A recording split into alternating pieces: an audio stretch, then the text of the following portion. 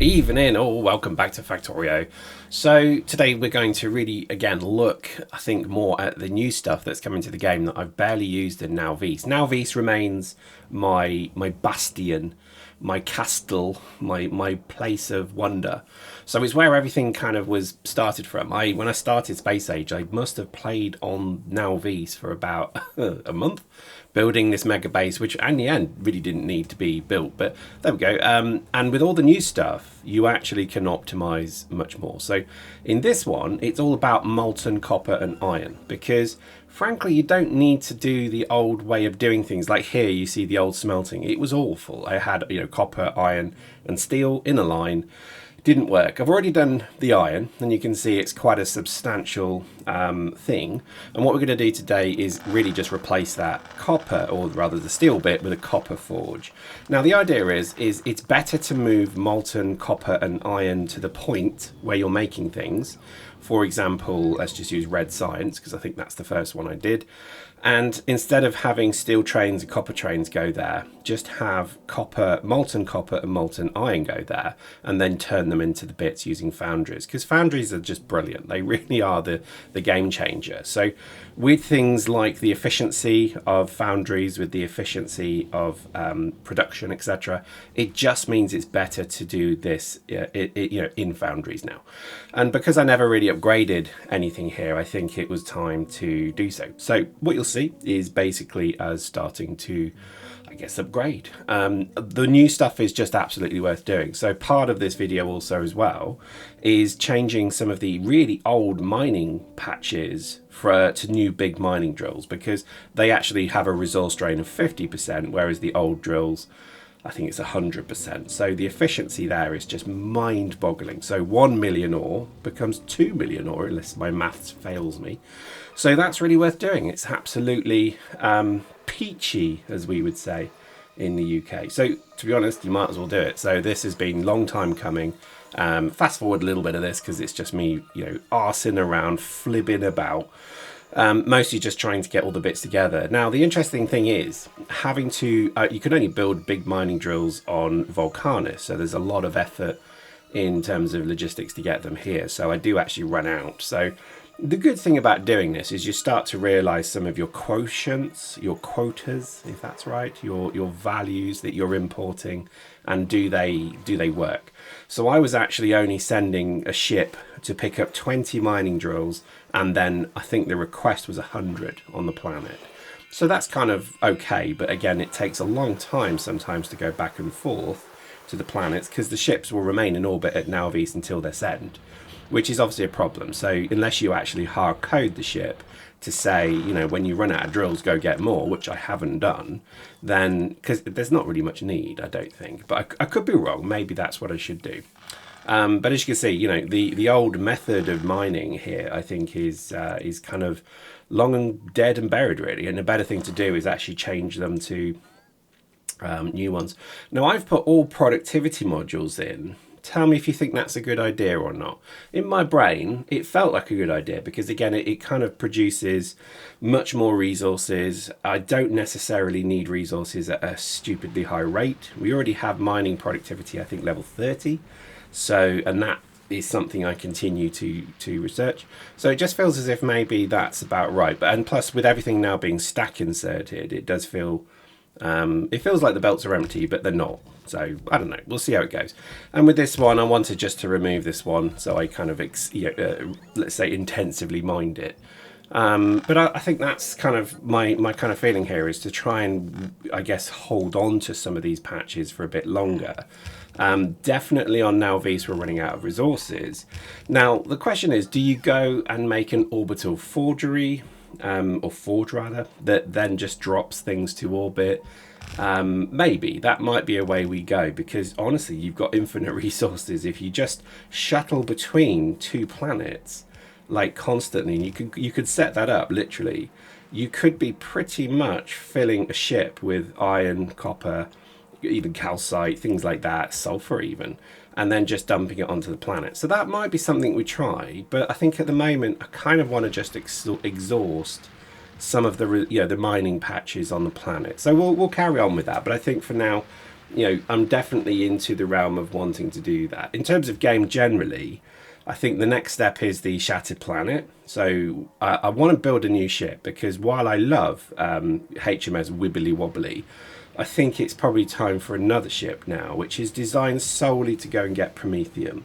That's the resource that exists just beyond the edge of the solar system, so I'm kind of excited to unlock that next. I think the Shattered Planet looks an incredible challenge. I did see some videos on it and I'm like, wow, like graphics cards must melt in the machine, but given how powerful, how common and like dense those rocks are. So I think that's going to be an interesting challenge, but let's see. So for now, my kind of regime is really just filling up, I think, and sorting out the planets. I'm going to do it one by one, and I probably won't do too many videos on it, because unless it's kind of like interesting, I don't see that, if I just tidy things up, I don't think that's terribly interesting. I'm a bit of a perfectionist. I mean, and what I'm building here is in no way perfect. I'm doing it quickly because I don't have a lot of time.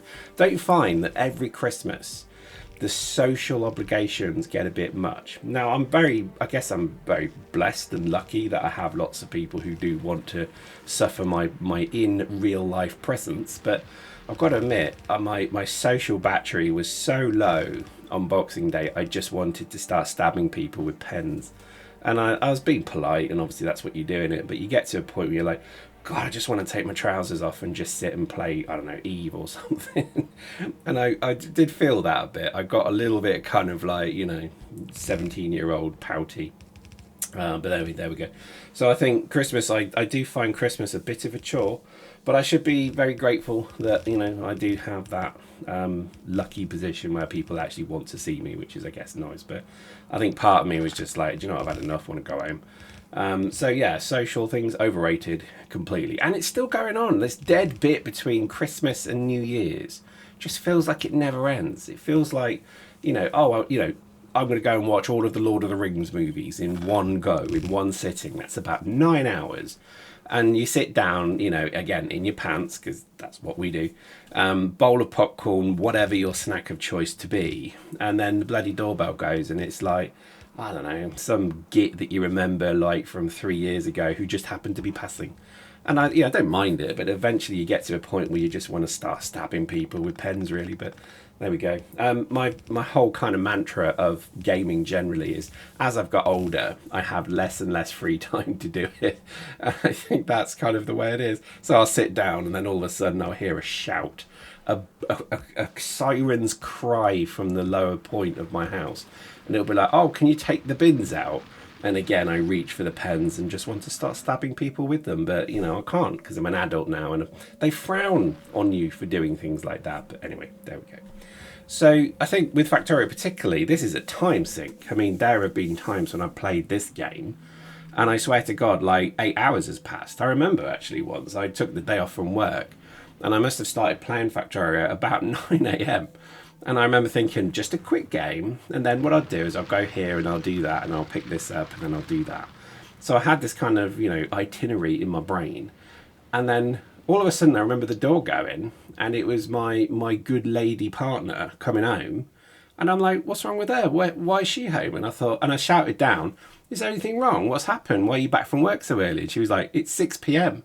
And I remember thinking, oh my God, how did I lose such track of time? And I did think it's like a time machine, this thing, but it only goes in one direction. But there we go. But it was, it was still fun. I remember having an immense amount of fun. I just don't remember hours. I mean, literal hours passing. And I think this is why I've now got a clock in my sort of weird hovel where I do these stupid videos. And it's very clearly saying to me, you're playing too many computer games. Rather in recent times, it's telling me you're not.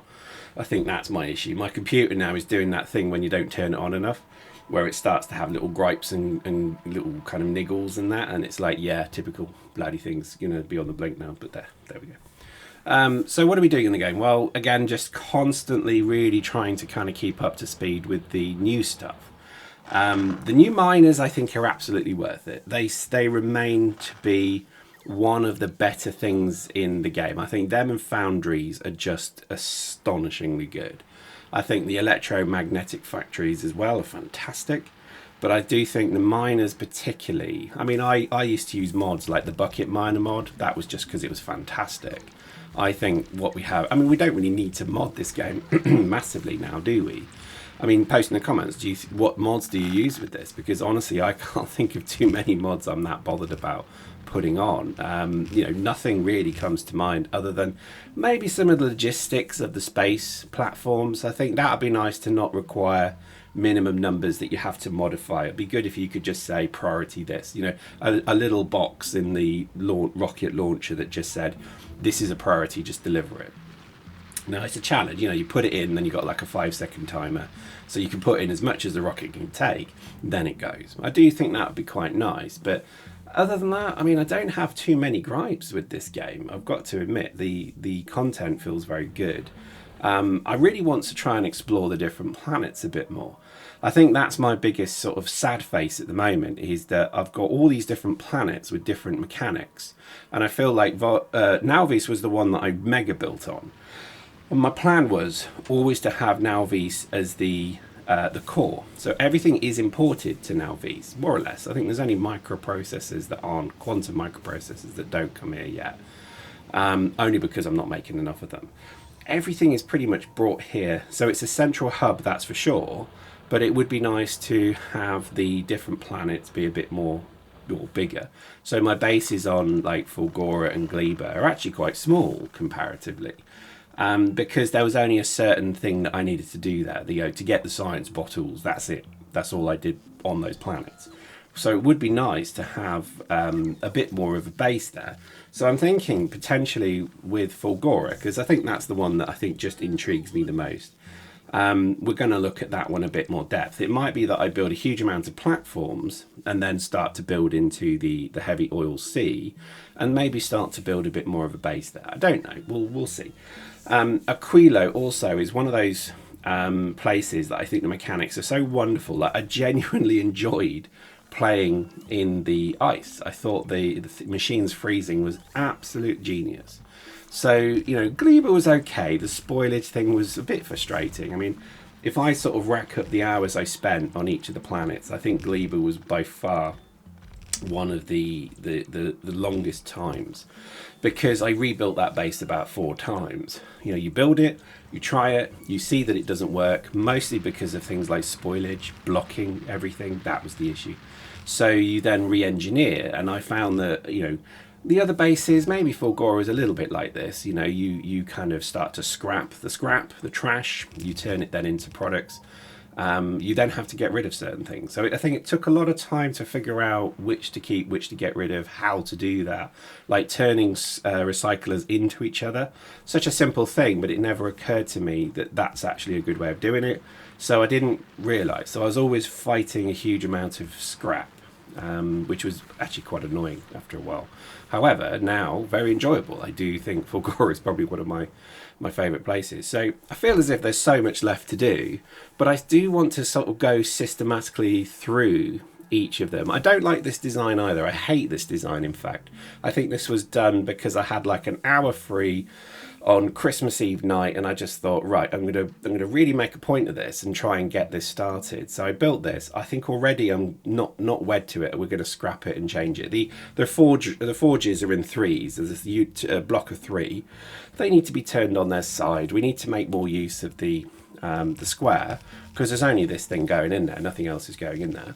So I think just generally I need to maybe another train port as well, so maybe we've got 2 parking spaces for trains, not just 1. I don't like the return for the molten iron trains as well. I don't like the little S's. So in summary, I hate this design and everything it stands for. But that's the problem, isn't it? You have to start somewhere. So like much with Gleba and Fulgora, I'm going to sort of re-engineer this once I've built it. Now, I know it's very wasteful in some cases, but I like the challenge of that. Like, I'm not going to just destroy those. I mean, there's 3.5 million units of molten copper there and molten iron on the other side. I'm not just going to throw them away. So then the logistics or the problem becomes, how do you manage that? So I kind of like that. To me, that's enjoyable. So I think that'll be my kind of focus, is to try and figure out how best to sort that out. Now, 9 times out of 10, these things are just an iterative process. So you'll change it and you'll make it a bit more beautiful. Like, I don't like the way it's spaced. The tanks are too close to the railway. I think it's just all wrong. But this is all then just the process of changing it. I think actually after a bit of work, turning some of the things around, making these kind of mini trains, these single molten trains a bit more usable. I think it's all doable. It's just making it work, isn't it? And things like signals that are floating there, like that really annoys me, like that triggers me. So there's lots to do. But again, that's if there was a summary for what Factorio is, it's constant optimization, just constant automation and optimization. And I think that's the love of it, really. Like I really do quite like that. Plus, interesting fact, I'm importing calcite. I know, madness, right? I should be making that in orbit and dropping it down. But something about it didn't feel right. It felt a little bit, I don't want to say cheaty, but it just felt like, I kind of like the idea of having a calcite transport that went to Vulcanus and picked up the stuff that's mined. I don't know why, I think I really do want to do that. And then once those are exhausted, that becomes then the next step from that point. So instead of going to the end solution, which is infinite calcite, I kind of like the thought of actually let's use the ore patches as one should, and then over time, when they start to deplete, I have to fight more demolishers. Do you know what I mean? It just makes more content. Otherwise, I'll never expand on Vulcanus. There's no point to. So I think having to keeping that part of the process feels very important to me. So let's see if that works. It may not, but I think I'd rather do something like that than just create it infinitely in space and have it drop down. Post in the comments, maybe you disagree with that, but I think that's my style of play. I want to kind of progress gradually. The demolishers, I think, were probably some of the best NPCs. I would actually say the NPCs in this expansion have been a bit weak, not terribly interesting. I thought the stompers were quite interesting, but maybe I've been lucky. I've not really seen any of the big ones yet, or my defense is strong enough just to destroy them. I don't know is the answer. But I think large stompers, I do think, actually can destroy bases. So I must be lucky that I've not seen that. So that'll be something to enjoy in the future on Gleba. But I think Gleba is an interesting one because I don't think we're actually producing spores, if that's the right word, on that planet. That's the equivalent of pollution. I just don't think we're doing it. So I'm not entirely sure we're going to see the sort of stomper attacks that we maybe should. So as we maybe expand Gleba, we might start to see some of that stuff. The other huge revelation is I haven't made artillery in this run. This must be the first time I've beaten Factorio where I've never built artillery. Like I have relied on artillery every single game I've ever played in Factorio. This time around I didn't, and it's because you have to make it on Vulcanus, or I think you need the components in Vulcanus. I could be wrong. And the kind of thought of having to lug shells around on spaceships is kind of interesting, but I think it's one of those things that's kind of been on the to-do list for some time, behind things like this, because this has always been a much more important part of the game. The Foundries, I think, were just so wonderfully good that it made no sense to carry on with the old way of doing it. And I think the challenge I have is kind of then bridging the new stuff into the old designs. So, that's proving to be more of a challenge than I thought, actually. So we'll carry on and see how we go. But I think right now, the challenge remains trying to kind of shoehorn everything into the old designs. But things like Foundries and that, it's foolish not to do them, but you have to then stage it. So you could just remove everything. So you could remove every single location where iron is being delivered, for example, and destroy the train and destroy the things. And you can do that. It's a bit wasteful. So what the best thing to do would be is to have the molten iron delivered. So here we're going to sort of show you how we did this. So my kind of thought process was, let's just have a small return, because I'd like the idea of just a single train with a single tank. I didn't want to have double-headed trains for these. I may change that, but at the moment I wasn't too bothered. And the idea is to start weaving in to the production the new method of doing it, and then slowly kind of obsoleting out the older way of doing it. So this, for example, here we have a copper plate train. Well, we'll just stop that in the station. We'll stop it. We'll switch it to manual. We'll remove the station and then just allow it to empty. So that's one less copper train replaced with a molten ore copper train.